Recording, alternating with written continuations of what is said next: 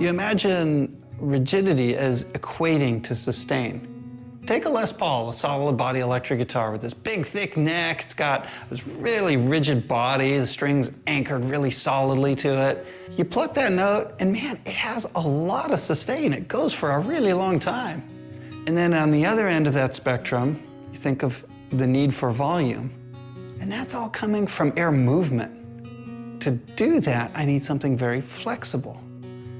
So if I had a Les Paul on this side, I could think of banjo on this side. You have the strings sitting on this super flexy drum head that make an enormous amount of volume with a note that lasts like this long, right? And that's the world that guitar makers tend to live in. We have to compromise between these two opposing forces. Well, if I don't want a compromise, I mean, both of these are good qualities. I don't want to have to compromise them. Unless it was divided. If I divide it, then something can have opposing characteristics. You could have stiffness parallel to the strings to get the sustain and the rigidity that you wanted. You could have flexibility on either side to get the air movement that you wanted. So with a lot of conventional guitars, the way the top is moving is really all over the place. And we think of it wanting to move like a speaker cone, but that's not really how it moves in real life. With this guitar, it's motion inclined towards order.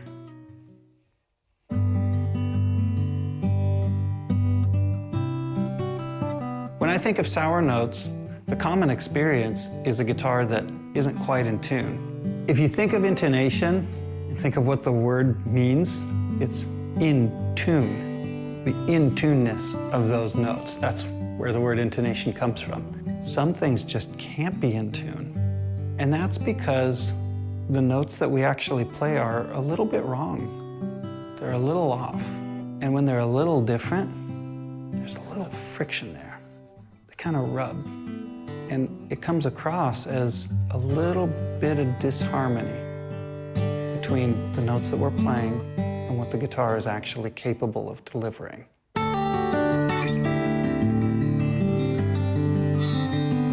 In some ways, you could call it like a new sonic engine or a new sonic driver, but it changes the way we hear our guitar.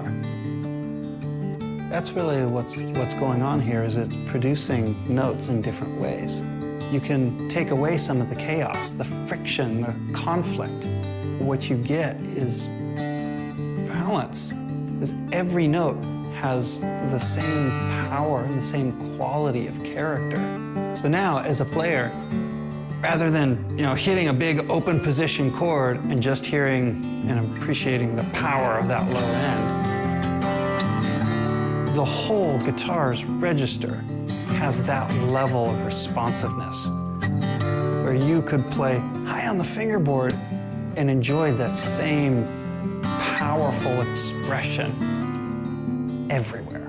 I think of the volume and the sustain and the projection, the intonation, the balance.